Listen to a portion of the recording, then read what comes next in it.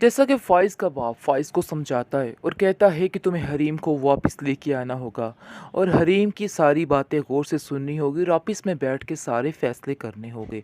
किसी की कोई एक नहीं चलेगी। ये बात वो इशारा कहकशा की तरफ करके कहता है और कहकशा कहती है कि आप मेरे बेटे को मेरे ही खिलाफ़ करते जा रहे हैं और उस लड़की के करीब करते जा रहे हैं। फ़ाइज़ के अलावा आखिर है कौन जो मेरे पास है? आप क्यों इस बात को नहीं समझ रहे? हम कितनी बड़ी मुश्किल से गुज़रे हैं और आप फिर उसको मेरे खिलाफ करके वही हाल करना चाह रहे हैं। रेयान जैसे गया है, मैं इसको ऐसे जाते हुए नहीं देख सकती और ना ही हरीम को मैं अपने बेटे की ज़िंदगी में देख सकती हूँ, क्योंकि हरीम अगर उसकी ज़िंदगी में आ गई तो फिर फ़ाइज़ को सब पता चल जाएगा। इसलिए मैं अब ये बात नहीं चाहती और मैं चाह कर भी ये काम नहीं कर सकती हूँ। लेकिन आप देखेंगे कि उसका बाप जो है फ़ाइज़ का, वो कहता है कि तुम्हें क्यों समझ नहीं आ रही कहकशा, तुम्हें अब इस चीज़ की हार माननी ही होगी, तुम बहुत गलत कर रही हो। तुम ऐसा नहीं कर सकती किसी के साथ, किसी की ज़िंदगी के साथ खेल कर कभी इंसान सुकून से नहीं रह सकता। अपनी बेटी की तरफ देखो, आखिर उसका क्या हाल है। तुम्हें क्यों इस चीज़ की समझ नहीं आ रही कि वो कितनी मुश्किल दौर से गुजर रही है। उसकी ज़िंदगी के साथ क्या क्या कुछ नहीं हुआ है। तुम एक साथ कितनी ही ज़िंदगियाँ तबाह करती जा रही हो, तुम्हें इस चीज़ का अंदाज़ा ही नहीं। सिर्फ़ और सिर्फ अपना एक झूठ छुपाने की खातिर तुम उसे बात करके तो देखो, हो सकता है फ़ाइज़ तुम्हें माफ़ कर दे। लेकिन वो कहती है कि नहीं, जैसे ही हरीम मिलेगी फ़ाइज़ से तो सारी हकीकत खुलकर सामने आ जाएगी। मैं ये बात बर्दाश्त नहीं कर सकती कि फ़ाइज़ मुझसे दूर हो। बस ये मेरा फ़ैसला है कि हरीम इसके साथ नहीं रह सकती। लेकिन होनी को कौन टाल सकता है? होगा कुछ इस तरह, क्योंकि नासिर जो है जिस बुरे हाल में है, दिन रात तकलीफ़ बर्दाश्त कर रहा है, वो हरीम के पास आएगा और हरीम से आकर कहेगा कि हरीम, मैं तुमसे माफ़ी माँगता हूँ। मैंने जो कुछ किया, मुझे बहुत अफ़सोस है इस चीज़ का, यकीन मानो। जो कुछ हो रहा है सब कुछ मेरी वजह से ही हो रहा है, मुझे इस चीज़ का बखूबी अंदाज़ा है। लेकिन अब मैं इस चीज़ को, गुनाह को अपने माफ़ करवाना चाहता हूँ ताकि मेरी ज़िंदगी सुकून से आ सके। मैंने तुम्हारे ऊपर मुदस्सिर सर को लेकर भी बहुत से बहतान लगाए और बहुत सी बातों के लगाए हैं, लेकिन अब मैं आप सबसे जाके माफ़ी मांगना चाहता हूँ और कहना चाहता हूँ कि आप मुझे माफ़ कर दें।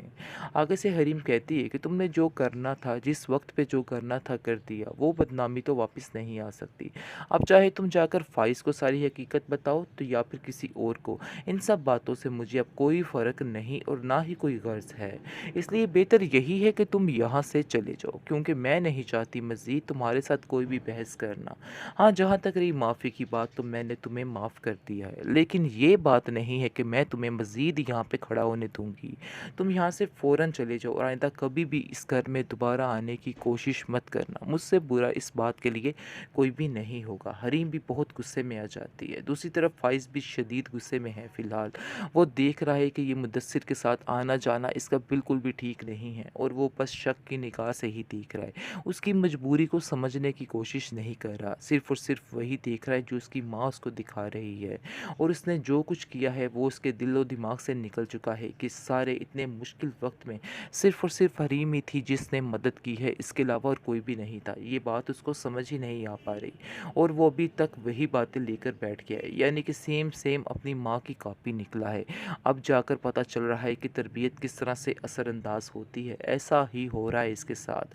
वो हरीम की सारी खूबियों को भूल चुका है, उसकी सारी बातों को भूल चुका है, लेकिन उसको सिर्फ़ और सिर्फ़ कहकशा की कही हुई बातें, नासिर की कही हुई बातें ही याद है और वही याद करना चाह रहा है। इसके अलावा और कुछ समझना नहीं चाह रहा है। इसलिए हरीम को भी इसके साथ नहीं रहना चाहिए। अपना एक अटल फ़ैसला कर लेना चाहिए और इसको छोड़ देना चाहिए। फ़ाइज़ की आंखों से शक की पट्टी अभी तक नहीं जा रही। अभी तक वो ऐसे ही हरीम पे शक कर रहा है और समझ रहा है कि हरीम ही गलत है। लेकिन अभी तक उसको अंदाज़ा नहीं है कि उसकी माँ ने क्या-क्या चालें चली हैं और इन दोनों को अलहदा करने के लिए क्या दिमाग भर के रख दिया है फ़ाइज़ का। फ़ाइज़ को जब इस चीज़ का पता चल जाएगा तो वो बहुत ज़्यादा परेशान होगा, लेकिन उसके बाद कुछ नहीं आएगा, क्योंकि वो जो कर रहा है बहुत ही गलत कर रहा है। इतनी बेएतबारी इस रिश्ते में नहीं होनी चाहिए थी। इंसान जिसके साथ रहता है उसको इतना तो जाँच लेता है कि ये इंसान किस किस्म का है। ख़ैर जी, ये तो ऊपर की बातें हैं तो आपको बताते चले फ़ाइज़ को ऐसा नहीं करना चाहिए था। मुदस्सिर की हमदर्दी में हरीम जैसे ही आप देख रहे हैं लफ्ज़ बोल रही है और मुदस्सिर से कह रही है कि आपको अपनी ज़िंदगी जीने का हक है, वो उसको दिलासा दे रही है और उसको कहने की कोशिश कर रही है कि ज़िल-ए-उमा की यादों को दिल से लगा के रखिए।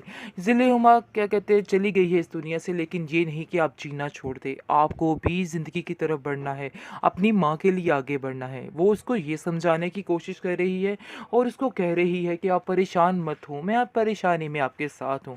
लेकिन जी फ़ाइज़ ये सब बातें सुनकर उल्टा ही मतलब बना लेता है और कहता है कि नहीं, तुम गलत हो, तुमने तो ठेका ले रखा है पूरी दुनिया के मर्दों को अपने बस में करने का। यानी कि सबकी हमदर्दी बटोरती हो, सबको हमदर्दी करती हो। मैं तुम्हारे बारे में क्या कहूँ? यानी कि बहुत सी बातें उसके बारे में करता है, जिसको सुनकर हरीम शदीद परेशान हो जाती है और गुस्सा करने भी उसकी हिम्मत नहीं रहती। वो कहती है कि तुम मेरे मामलात में मत पड़ो, तुम्हारा कोई हक नहीं बनता कि तुम कोई भी बात आके मुझसे करो। मुदस्सिर को भी काफ़ी गुस्सा आता है। मुदस्सिर कहता है कि आप किस किस्म की बातें कर रहे हो और किस लहजे में उससे बात कर रहे हैं। आपको इस तरह की बातें करना ज़ेब नहीं देता है।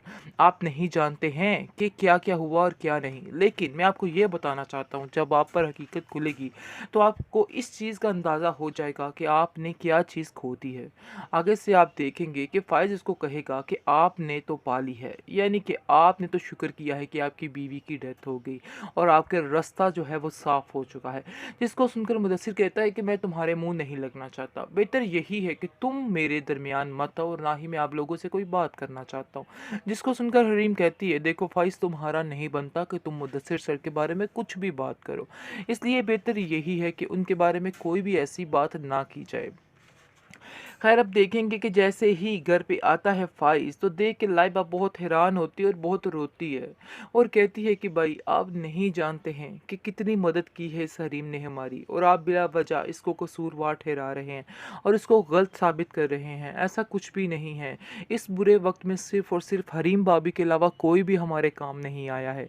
लेकिन फ़ाइज़ अभी कहाँ सुनने वाला है। ताज़ा ताज़ा उसकी आंखों पे पट्टी बंधी हुई है और वो देख के आ रहा है कि हमदर्दी बटोर रही है मुदस्सिर की वो। इसलिए अब देखेंगे कि वो कहता है कि चलो जो बातें थी वो ठीक है, लेकिन एक पल के लिए भी अब हम लोग इधर नहीं रहेंगे।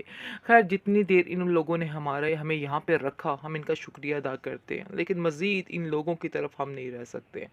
बहुत ज़्यादा गुस्से में आ जाती है हरीम और कहती है कि हाँ ठीक है, मैं खुद आप लोगों से कोई रिश्ता नहीं रखना चाहती, मैंने तो पहले ही ये बात कर दी थी।